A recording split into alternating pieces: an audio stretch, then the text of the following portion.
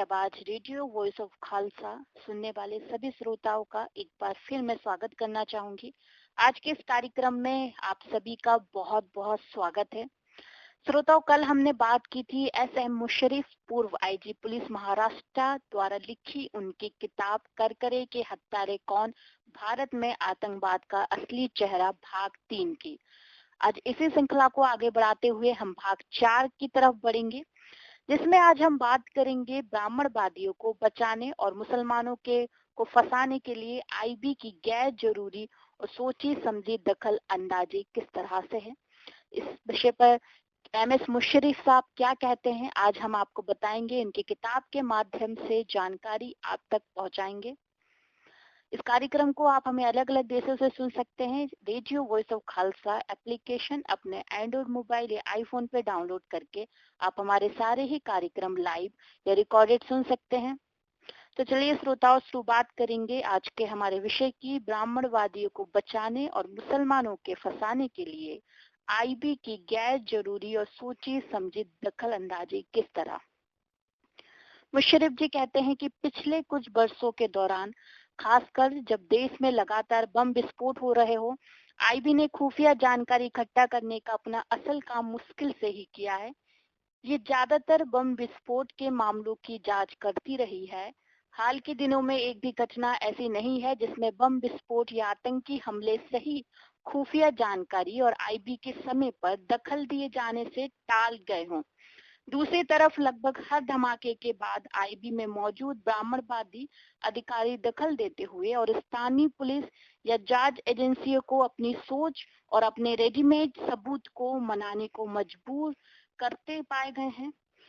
बम विस्फोट के ऐसे ज्यादातर मामलों में जिनका पता लगा लिया जाने का दावा किया गया है, आईबी पर बहुत संदिग्ध भूमिका निभाने का शक भी है। अगर ऐसे सभी मामलों की मीडिया में हुई रिपोर्टिंग को सावधानी से अध्ययन और विश्लेषण किया जाए तो लगभग हर बम विस्फोट की जांच में आईबी द्वारा अपनाया गया जांच का ढंग इस तरह से कुछ दिखाई पड़ता है। पहले के दिनों से मुस्लिम संगठनों और या लोगों पर तरह तरह के आरोप गड़मड़ना शुरू हो जाता है।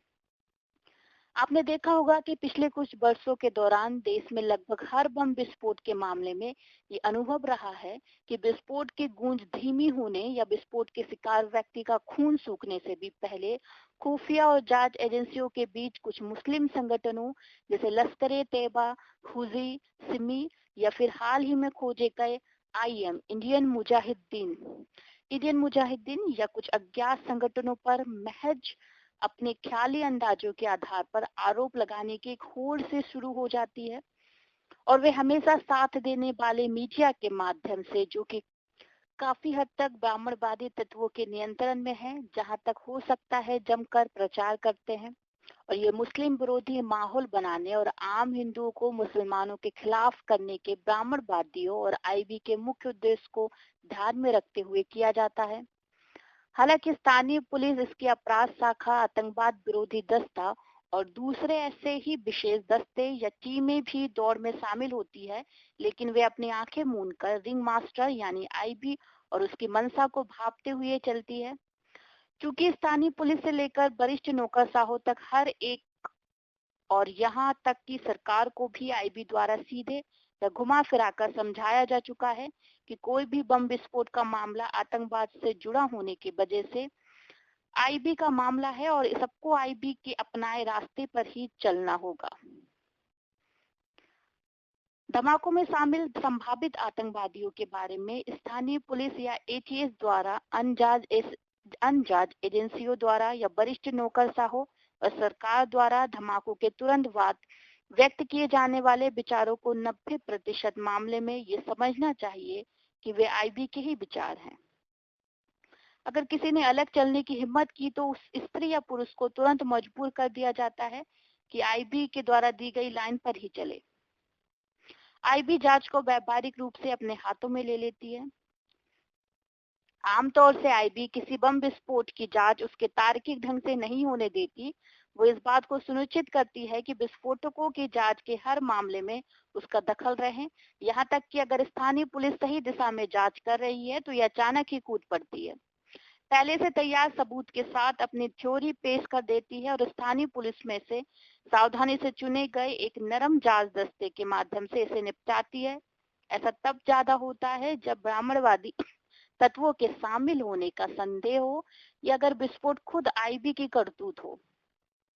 अगर स्थानीय पुलिस या जांच एजेंसी अंधेरे में टटोलती हुई दिखती है तो आईबी तुरंत ही कहानी में फिट हो सकने वाली स्क्रिप्ट लिखने और सबूतों से छेड़खानी करने में जुट जाती है। अपने शक्ति और संसाधनों की वजह से आईबी किसी भी सबूत को गढ़ने या मिटा देने या उसके साथ छेड़खानी करने की ताकत रखती है, जैसे मोबाइल फोन के प्रिंट आउट, इकबालिया बयान, यहाँ तक कि टेप की हुई बातचीत, विस्फोटक सामग्री, हथियार या फंसाने वाले साहित्य या मोबाइल फोन वगैरह की जब्ती या ऐसा कुछ भी जिसमें भोली भाली जनता, मीडिया और यहाँ तक कि ट्रायल कोर्ट भी हो, जो पुलिस हिरासत में रिमांड पर देने की अनुमति देती है। विश्वास दिलाया जा सके कि ऐसी तैयारी के बाद आईबी अचानक ही स्थानीय पुलिस या जांच एजेंसी की मदद के बहाने मामले में दखल देती है और जांच का लगभग अधिकार ही जमा लेती है।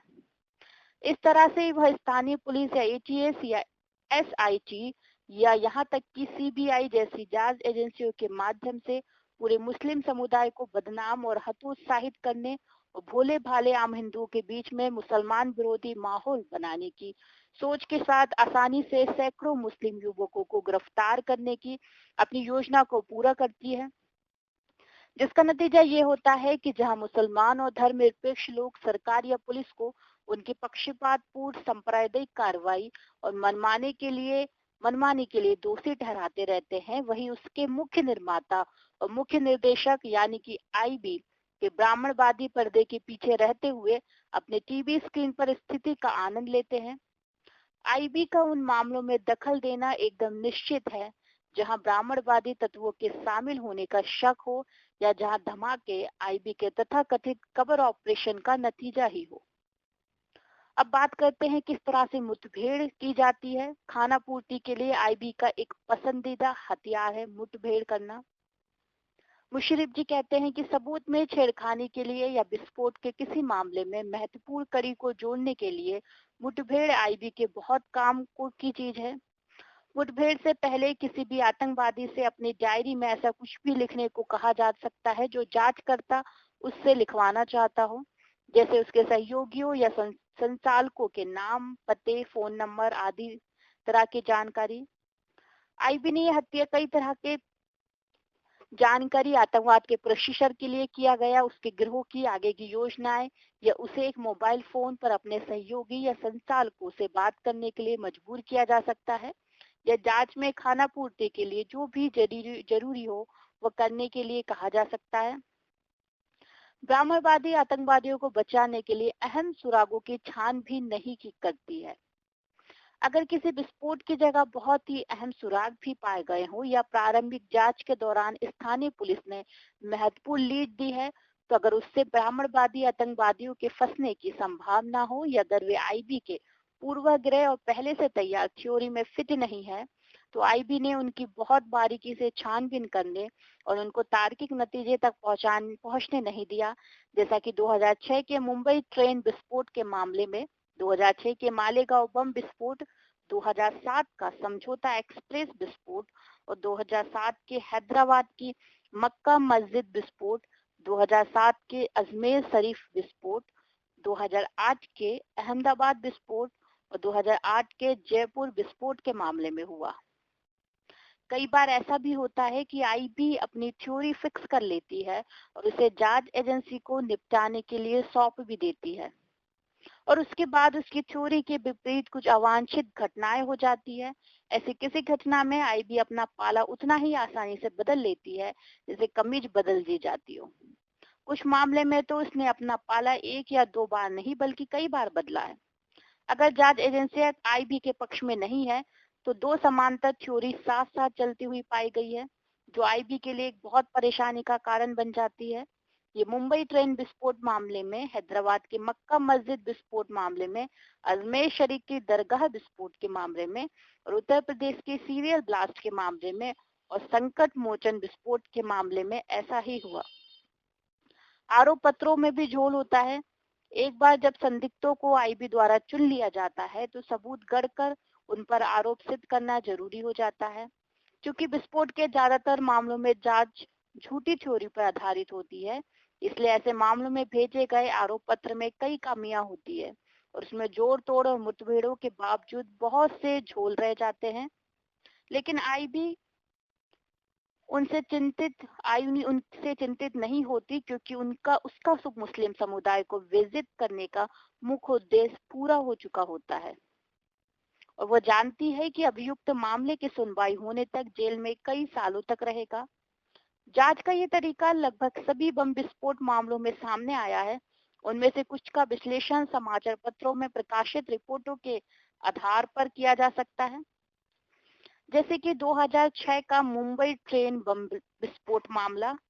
11 जुलाई 2006 को दो अलग अलग थ्योरी वाली दो समांतर जांचों की कहानियां, जिसमें असल आतंकवादियों को छुआ तक नहीं गया। मुशर्रफ ने रिपोर्ट कलेक्ट करके बताया है कि विस्फोटकों और संदिग्धों के बारे में प्रारंभिक रिपोर्ट पहले ही दिन से मुस्लिम संगठनों और व्यक्तियों पर आरोप मढ़ना शुरू हो गया। पहले ही दिन आईबी ने पुष्टि की कि सिमी के कार्यकर्ताओं ने विस्फोटों के लिए जिम्मेदार है। आफ्टरनून मुंबई 12 जुलाई 2006 को ये खबर छपी। पुलिस को लश्कर तैयबा और सिमी पर शक है। ये खबर छापी गई मिड डे मुंबई 12 जुलाई 2006 को।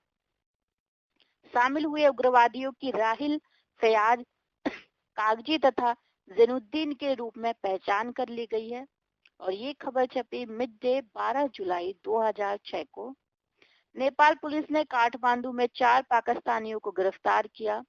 खबर छापी गई rediff.com 12 जुलाई 2006 को। पुलिस ने हैदराबाद से 3 सिमी कार्यकर्ताओं को उठाया। एशियन एज मुंबई 12 जुलाई 2006 को ये खबर छपी। ट्रेन विस्फोट के 4 दिन बाद शहर के महिम इलाके से कम 250 लोगों को हिरासत में लिया गया। ये खबर छपी the times of India Mumbai 15 जुलाई 2006 को। आईबी द्वारा जांच अपने हाथ में ले लेना। आईबी ने जांच का प्रभार संभाला। आईबी ने अत्यंत गोपनीयता बनाए रखी। एटीएस चीफ केपी रघुवंशी के अलावा कोई भी जांच के बारे में नहीं जानता था और ये खबर छपी दैनिक सकाल पुणे 22 जुलाई 2006 को। अन्य रिपोर्ट पेश की गई। एक चश्मदीद गवाह और घायल लोगों से जानकारी मिलने के बाद संदिग्धों के रेखाचित्र तैयार किए गए। rediff.com में खबर बताई गई 12 जुलाई 2006 को। सीपीआईएम पोलित ब्यूरो के सदस्य और पश्चिम बंगाल के सत्तारूढ़ वाम मोर्चों के अध्यक्ष विमान बोस को संदेह है कि ट्रेन विस्फोट हिंदू कट्टरपंथियों द्वारा किए गए। rediff.com में 15 मई 2006 को ये बात बताई गई। फोरेंसिक विशेषज्ञों ने मलबे में आरडीएक्स, अमोनियम नाइट्रेट और तरल ईंधन जैसे की रिपोर्ट दी गई है। एशियन एज मुंबई 17 जुलाई 2006 को छपी।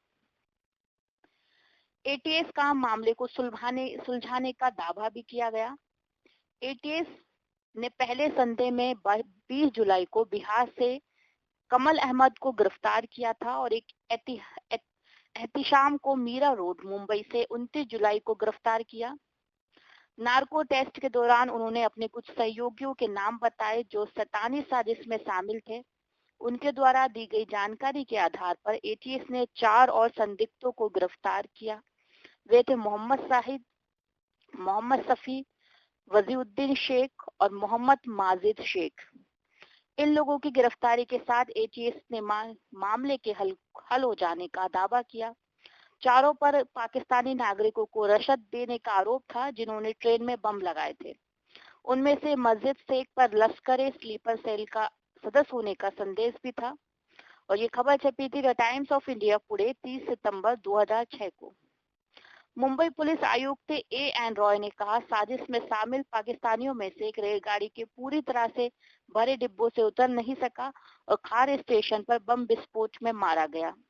उसकी बुरी तरह से विकृत लाश लवारिस बनी रही। पुलिस ने चेहरा ठीक किया और शरीर पर डीएनए परीक्षण करवाया। जांचकर्ताओं को गिरफ्तार व्यक्तियों में से एक के नार्को टेस्ट से पता चला कि कि वह लाहौर पाकिस्तान के निवासी सलीम की लाश थी और ये खबर छपी थी द हिंदू मुंबई 1 अक्टूबर 2006 को। नई दिल्ली में तैनात एक वरिष्ठ नौकरशाह ने कहा कि बिहार से पहले मुलजिम कमाल अंसारी को हिरासत में लिए जाने के बाद एटीएस ने सभी अभियुक्तों और 2 पाकिस्तानी नागरिकों सलीम और मोहम्मद अली में एंटॉप हिल पर पुलिस के साथ एक मुठभेड़ में मारा गया की गतिविधियों के बारे में बारीकी से जानकारी जुटाई। रॉय मुंबई पुलिस आयुक्त ने पहले ही घोषणा कर दी है कि मुंबई पुलिस के पास आईएसआई के शामिल होने के पर्याप्त सबूत है। केंद्र ने धमाके में आईएसआई के सीधे शामिल होने के महाराष्ट्र सरकार के दावे का समर्थन भी किया। हमारे सबूत इन गिरफ्तार अभियुक्त की गतिविधियों, उनके सेल फोन बातचीत के रिकॉर्ड्स, पाकिस्तान में लश्कर के शिविरों में उनकी शिरकत के सबूत, हवाला के माध्यम से धन की प्राप्ति और अभियुक्त में से एक के निवास पर से आरडीएक्स मिलने जैसे तथ्यों पर आधारित है। आला पुलिस अधिकारी महाराष्ट्र के सीरियल बम विस्फोट में आईएसआई की भूमिका पर केंद्रीय गृह सचिव को बुधवार यानी 4 अक्टूबर 2006 को एक रिपोर्ट पेश करेंगे। The times of India Pune 4 अक्टूबर 2006 को ये खबर छापी गई।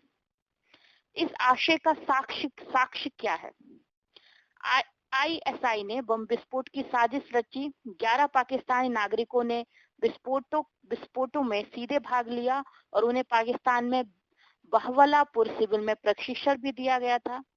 मुंबई पुलिस आयुक्त एएन रॉय और एटीएस प्रमुख केपी रघुवंशी द्वारा गृह सचिव के समक्ष प्रस्तुत किया गया। ये खबर छपी सकाल पुणे 5 अक्टूबर 2006 को। सूत्रों के अनुसार एटीएस और आईबी अधिकारियों ने 1 दर्जन से अधिक लोगों से कमाल के संबंधों की बिहार के मधुबनी जिले के, जहां का वह निवासी था, जांच की। ये rediff.com 11 अक्टूबर 2006 को बात बताई गई।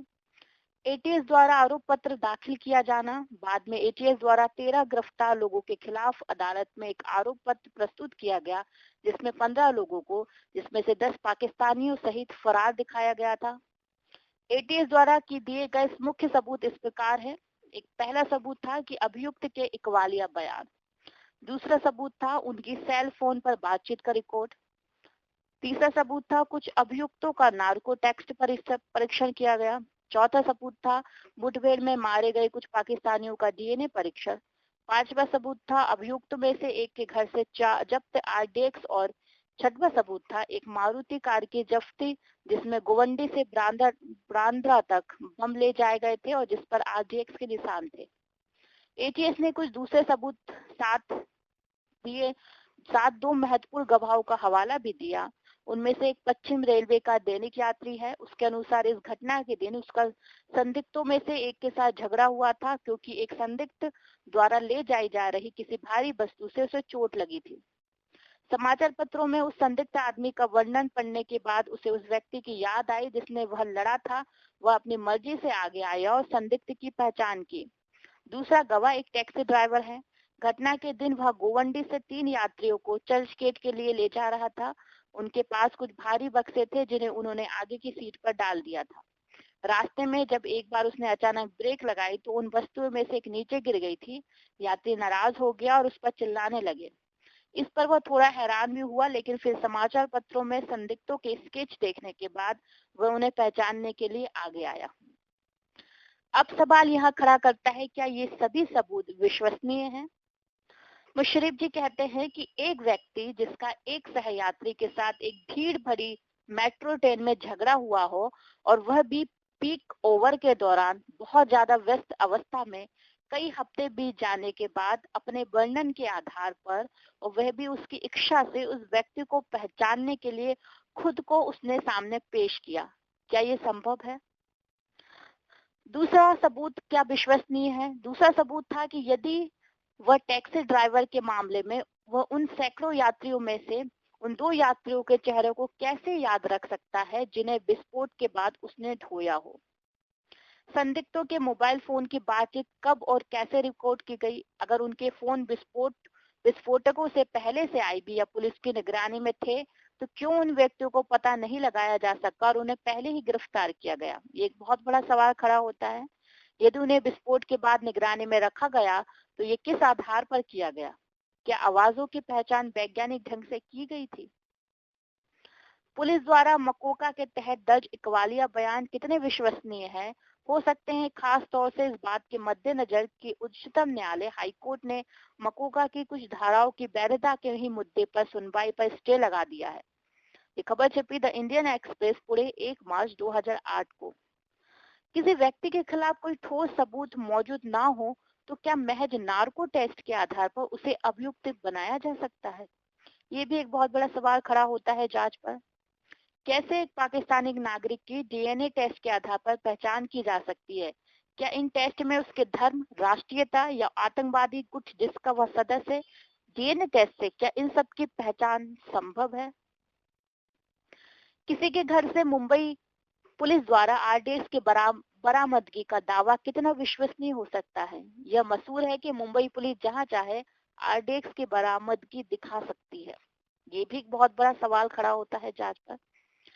इस प्रकार इस मामले की जांच में कई कमजोर कड़ियां थी। सबूतों में हेरफेर तो इतनी साफ थी कि कोई समझदार आदमी जो औसत बुद्धि रखता हो वो भी एटीएस द्वारा वास्तव में आईबी द्वारा पेश की गई थ्योरी को गले से नहीं उतार सकता। यहाँ तक कि राष्ट्रीय सुरक्षा सलाहकार एम के नारायण भी सबूत की क्वालिटी के बारे में संतुष्ट नहीं थे। उन्होंने कहा, पहेली के कुछ टुकड़े गायब है और मुझे ये कहने में संकोच हो रहा है कि सबूत ठोस नहीं है। ये खबर छपी थी the times of India Pune 23 अक्टूबर 2006 को। इस प्रकार जब पहले के कई टुकड़े गायब थे और जब आईएसआई के शामिल होने के बारे में कोई निर्णायक सबूत नहीं था, तो उस समय मुंबई के पुलिस आयुक्त एएन रॉय को ऐसी धूमधाम के साथ मामले का पता लगा लेने की घोषणा नहीं करनी चाहिए थी जैसा कि उन्होंने किया था। वास्तव में मुंबई के पुलिस आयुक्त को इस मामले में कोई वैध स्थिति नहीं थी, क्योंकि विस्फोट उनके अधिकार क्षेत्र में नहीं हुए थे, ना ही मामले की जांच मुंबई पुलिस द्वारा की जा रही थी। मुंबई विस्फोट रेलवे पुलिस आयुक्त के अधिकार क्षेत्र में हुए थे। दूसरे ये कि जांच एटीएस द्वारा की गई थी, जो महाराष्ट्र के पुलिस महानिदेशक के मातहत था। इसलिए या तो रेलवे पुलिस आयुक्त एटीएस के प्रमुख डीजीपी को प्रेस में बताना चाहिए था, लेकिन ऐसा लगता है कि मुंबई पुलिस आयुक्त एएन रॉय को ऐसा करने के लिए किसी अज्ञात कारण से आईबी ने सीधे या सरकार के माध्यम से कहा था। वास्तव में एक अनुभवी पुलिस अधिकारी के रूप में उन्हें विनम्रता से इनकार कर देना चाहिए था, लेकिन जाहिर तौर पर उन्होंने ऐसा नहीं किया। दुर्भाग्य से हमारे नेता, जैसा कि आजादी की बात से होता आ रहा है, यह समझने में नाकाम रहे हैं कि ऐसे मामले में आईबी का असली मकसद सबूत के साथ छेड़खानी करना और इसे एक व्यापक प्रचार देकर आईएसआई और पाकिस्तान को इतना ज्यादा फंसाना नहीं था, जितना कि भारतीय मुसलमानों की छवि खराब करना था, ताकि आम जनता मुसलमानों के और ज्यादा खिलाफ हो जाए और ब्राह्मणवादी शक्तियां और संघ परिवार अपनी सैतानिक गतिविधियों बेरोक टोक जारी रख सके और उनकी राजनीतिक शाखा भाजपा राजनीतिक फसल काट सके। मीडिया को आईएसआई के शामिल होने की अधपक्की कहानी बताने और उसके समर्थन में ठोस सबूत नहीं पेश कर पाने की वजह से एटीएस ने अंतर्राष्ट्रीय स्तर पर सरकार को बहुत शर्मिंदगी में डाल दिया। अब बात आती है आईबी की नई आईएम थ्योरी क्या है। एटीएस की विश्वसनीयता मुंबई पुलिस को क्राइम ब्रांच के इस ताजा दावे के साथ अपने बिल्कुल निचले स्तर पर पहुंच गई कि उन्होंने इंडियन मुजाहिदीन आईएम के एक मॉड्यूला का भांडाफोड़ किया, जो 2006 के मुंबई ट्रेन विस्फोटकों के लिए जिम्मेदार था। पुलिस की अपराध शाखा द्वारा गिरफ्तार किए गए 5 में से 3 संदिग्ध आतंकवादियों ने स्वीकार किया कि वे 9 लोगों के एक अलग मॉड्यूला का हिस्सा थे जिसने विस्फोट किया था। सूत्र से पता चला कि 13 लोग या तो कोई स्लीपर सेल हो सकते हैं या पुलिस द्वारा दबाव में गिरफ्तार किए जा सकते हैं। दरअसल बात ये थी कि अलग मॉड्यूलर का हिस्सा जिन्होंने विस्फोट किया था, सदिक से कथित तौर पर इंडियन मुजाहिदीन का सह संस्थापक जो 24 सितंबर को मुंबई में गिरफ्तार किया गया था, और आरिफ शेख जो 19 सितंबर 2008 को बटाला हाउस मुठभेड़ के बाद पकड़े गए, सदिक और शेख के साथ गिरफ्तार हुए। ने उपयुक्त बयान दिया था कि सदिक और आरिफ ने कथित रूप से मुंबई पुलिस बयान दिया कि था कि जबकि सैफ ने दिल्ली पुलिस को बताया उन्होंने 5 अन्य लोगों के नाम लिए थे, जिनमें आतिफ अमीन, मोहम्मद साजिद जो दिल्ली से मुठभेड़ में मारे गए, जिशान जो मुठभेड़ के बाद गिरफ्तार हुआ, और शेफ का भाई डॉक्टर शहनवाज खान व बब्बू अब्बू राशिद जो दोनों ही फरार थे के नाम शामिल थे। सूत्रों से पता चला है कि पहले वाले 13 लोग या तो कोई स्लीपर सेल की हो सकते हैं या पुलिस द्वारा दबाव में गिरफ्तार किए गए हैं, लेकिन एटीएस द्वारा पहले गिरफ्तार किए गए लोग जिस पर उसने मुकदमा चलाया और हाल ही में मुंबई पुलिस की अपराध शाखा द्वारा गिरफ्तार किए गए 3 अभियुक्तों के खिलाफ इकबाली बयानों का अध्ययन करने के बाद मॉड्यूल के एक स्लीपर सेल होने या एक ही गुट का कोई हिस्सा होने की थ्योरी एकदम अस्वीकार है, क्योंकि दोनों के बयानों में कुछ भी समानता नहीं है। एटीएस के मुताबिक फैजल शेख और आसिफ खान बशीर खान मुख्य षड्यंत्रकारी थे, जबकि पुलिस की अपराध शाखा मुंबई के अनुसार भारतीय मुजाहिदीन का सह संस्थापक सादिक शेख प्रमुख संचालक था।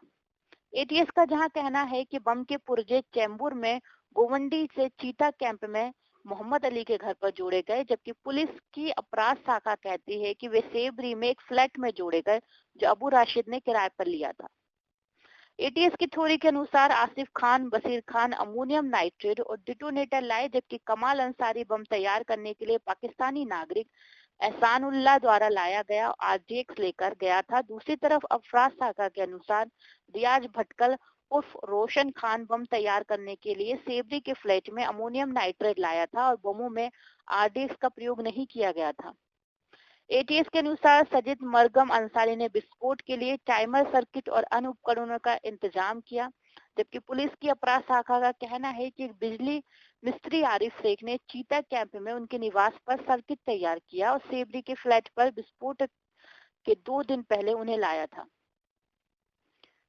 एटीएस के आरोप पत्र में यह भी कहा गया कि बम गोवंडी में शेख मोहम्मद अली के घर में पाकिस्तान के ऑपरेटिंग द्वारा तैयार किए गए और आशिफ खान, वशीर खान, सजिद अंसारी और एहतिसाम सिद्दीकी ने बम जोड़ने में मदद की, जबकि पुलिस की अपराध शाखा के अनुसार बम सदिक शेख, मोहम्मद शेख और उसके भाई शहनवाज खान ने तैयार किया, जिसमें जियान शेख, आरिफ शेख, मोहम्मद सजिद, अबू रशीद और आतिफ अमीन ने मदद की थी। यहाँ तक कि वे व्यक्ति जो बम ले गए और ट्रेनों में लगाया वे भी पूरी तरह से अलग अलग है। इसके अलावा शेफ ने दिल्ली पुलिस को बताया, हमें नहीं पता ये 13 लोग कौन है। 3 अक्टूबर तो टाइम्स ऑफ इंडिया मुंबई 15 अक्टूबर 2005 को ये खबर भी छपी। ये भी कहा गया कि मुंबई अपराध शाखा के सूत्रों ने कहा है कि जब मुकदमे के 13 अभियुक्तों और इंडियन मुजाहिदीन के बीच कोई संबंध स्थापित नहीं किया जा सका तो आईबी भी उलझन में आ गई थी, लेकिन वास्तव में इसमें आईबी के लिए उलझन की कोई वजह ही नहीं थी, क्योंकि दोनों जांचें उसी की स्क्रिप्ट के अनुसार की गई थी। आईएसआई और 13 अभियुक्तों को शामिल करने वाली पहली जांच एटीएस मुंबई के द्वारा की गई। उसके चीफ उनके विश्वास पात्र के बी रघुवंशी थे और बाद वाली जांच जिसमें आईएम मौजूदा को फंसाया गया वो मुंबई पुलिस की अपराध शाखा के द्वारा और भी ज्यादा वफादार अधिकारी राकेश मारिया के नेतृत्व में की गई थी। वास्तव में चौंकाने वाली बात तो ये है कि आईबी ने यह अच्छी तरह से जानते हुए कि एक नए खुलासे 13 लोगों के खिलाफ मकोका अदालत में चल रहे मुकदमे को गंभीर रूप से नुकसान पहुंचा सकते हैं, पाला क्यों बदल लिया। आईबी का व्यवहार बेहद ही संदिग्ध है। आईबी के रिकॉर्ड को देखते हुए लगता है कि इसने मुंबई पुलिस की अपराध शाखा को बाद वाले वर्जन को आगे बढ़ाने नहीं दिया होगा। अगर ये सच था और इस आधार पर रोक दिया गया कि सरकार परेशानी में पड़ जाएगी, क्योंकि आईबी ने पहले ही घोषणा कर दी है और पाकिस्तान को अवगत करा दिया गया है कि आईएसआई मामले में शामिल है, जैसा कि इसने समझौता एक्सप्रेस के मामले में किया था। उस मामले में आईबी के बताने पर भारत सरकार ने पाकिस्तान, अमेरिका और अन्य देशों को बताया कि आईएसआई मामले में शामिल थी, लेकिन बाद में जब ये मामला हेमंत करकरे के नेतृत्व एटीएस द्वारा 2008 के मालेगांव बम विस्फोटकों के दौरान वास्तव में जांचा गया, जो कि संभवतः आईबी के प्रभाव में काम नहीं कर रहे थे, जिन्होंने ब्राह्मणवादी बलों की शैतानी भूमिका उजागर की, तो आईबी आगे आई और सरकार को ये कहते हुए जांच रोकने की सलाह दी कि अंतर्राष्ट्रीय स्तर पर हमारी विश्वसनीयता नीचे चली जाएगी अगर हम नए नतीजों के साथ आगे बढ़ेंगे। हैरानी की बात है कि आईबी ने मुंबई ट्रेन विस्फोट मामले में ऐसा नहीं किया। जब मुंबई पुलिस के अपराध शाखा द्वारा नई थ्योरी लगाई गई, बल्कि आईबी नई थ्योरी का समर्थन करते दिख रही थी। यहाँ आईबी की भूमिका का विशेष रूप से इस तथ्य को ध्यान में रखते शक हो जाता कि जबकि एटीएस द्वारा समझौता एक्सप्रेस के मामले में जांच की सनद संदेह से परे थी, मुंबई ट्रेन विस्फोट मामले में नई जानकारी गहरे रहस्य में डूबी। इस मामले में तर्क और समीक्षा के साथ विश्लेषण की जरूरत है। बाद में खासकर अहमदाबाद विस्फोटकों के बाद मुंबई पुलिस की अपराध शाखा और उसके प्रमुख राकेश मारिया किसी अज्ञात कारण से आईबी के पूर्ण नियंत्रण में और उसके आदेश के अनुसार जांच करते हुए पाए गए। इसलिए यह नहीं कहा जा सकता कि आईबी को ताजा खुलासा की ओर ले जाती प्रमुख घटनाओं के बारे में पता नहीं था। दूसरी तरफ इस शक के लिए एक कारण मौजूद है कि नई थ्योरी भी उसी के दिमाग की ही उपज थी। अगर ऐसा है तो लाख टके का सवाल ये है कि ऐसा करने में आईबी की क्या मजबूरी थी, जबकि इसे अच्छी तरह से पता था कि इससे अदालत में चल रहे मामले को ठीक ना कर पाने की हद तक नुकसान हो सकता है। और इससे भी ज्यादा महत्वपूर्ण बात ये थी कि इसमें अंतर्राष्ट्रीय स्तर पर सरकार की बहुत फजीयत हो सकती है। क्या ये हो सकता है कि आईबी यह साबित करना चाहती थी कि आरडीएक्स मुंबई ट्रेन विस्फोटकों में प्रयोग नहीं किया गया, क्योंकि उसे ये शंका थी कि मालेगांव विस्फोट मामले में एटीएस के एक इंकशाफ को देखते हुए लेफ्टिनेंट कर्नल प्रसाद पुरोहित द्वारा थ्योरी आरडीएक्स 2003 के बाद से विभिन्न विस्फोटकों में इस्तेमाल किया जाना था। मुंबई बम विस्फोट मामले में आरडीएक्स थ्योरी से कुछ प्रभावशाली ब्राह्मणवादी नेता या खुद आईबी फंस सकते थे, लेकिन आईबी और मुंबई पुलिस की अपराध शाखा के लिए कोई आरडीएक्स नई थ्योरी को साबित करना बहुत मुश्किल है, क्योंकि फोरेंसिक विशेषज्ञ पहले ही मुंबई ट्रेन विस्फोट में आरडीएक्स की मौजूदगी की जानकारी दे चुके हैं। इसे केवल एक अभियुक्त के बयान के आधार पर गलत साबित नहीं किया जा सकता। इन परिस्थितियों में यह देखना दिलचस्प है कि आईबी और मुंबई पुलिस की अपराध शाखा अपनी नई थ्योरी को साबित करने के लिए क्या और किस तरह से कदम उठाएंगे। पक्षपातपूर्ण और रहस्यमय ढंग से ये जांच नजर आती है। दोनों ही जांच के नतीजे बेहद ही संदिग्ध है, क्योंकि दोनों ही मामलों में अभियुक्त के खिलाफ कोई ठोस सबूत नहीं है और पूरे मामले में मनगढ़ंत कहानी की बू आती है। जांच पूरी तरह से आईबी की, जो एक प्रमुख खुफिया एजेंसी है, कि पूर्व निर्धारित सोची समझी पुलिस मुस्लिम विरोधी नीति से शुरू हुई, जिसमें आईबी ने पहले ही दिन घोषणा की कि विस्फोटकों के लिए सिमी के कार्यकर्ता जिम्मेदार है और स्थानीय पुलिस को लश्कर-ए-तैयबा और सिमी पर शक था। ये खबर छपी मिड डे मुंबई 12 जुलाई 2006 को। किसी भी जांच एजेंसी ने सीपीआई के पोलित ब्यूरो सदस्य और पश्चिम बंगाल के सत्तारूढ़ वाम मोर्चों के अध्यक्ष विमान बोस के संदेह पर ध्यान नहीं दिया कि विस्फोट हिंदू कट्टरपंथियों द्वारा किए गए थे। और ये खबर छपी थी TheRediff.com 15 जुलाई 2006 को। इस तरह से आईबी और एटीएस की गई जांच पर विश्वास करना अविश्वसनीयता होती है, क्योंकि सबूत कुछ और ही कहते हैं। तो श्रोताओं, आज के कार्यक्रम में बस इतना ही। हमें कार्यक्रम यही समाप्त करना होगा, क्योंकि समय हमारा लगभग समाप्त हो चुका है। अगले सप्ताह अगले कार्यक्रम में हम फिर से अगले भाग को लेकर हाजिर होंगे और उस अध्याय को पूरा खत्म करेंगे। जिस अध्याय में हम बात कर रहे थे कि ब्राह्मणवादियों को बचाने और मुसलमानों के फंसाने के लिए आईबी की गैर जरूरी और सीधी सोची दखलंदाजी किस तरह से होती है, आज इस बात पे चर्चा की। अगले भाग में हम अगली चर्चा पर गौर करेंगे। आज की चर्चा थी हमारी SM मुशर्रफ पूर्व आईजी पुलिस महाराष्ट्र द्वारा लिखी हुई उनकी किताब कर करे कि हत्यारे कौन, भारत में आतंकवाद का असली चेहरा। दोबारा फिर आपसे मुलाकात करेंगे। आज के लिए बस इतना ही। नमस्कार, आदाब, वाहिगुरु जी का खालसा, वाहिगुरु जी की फतेह।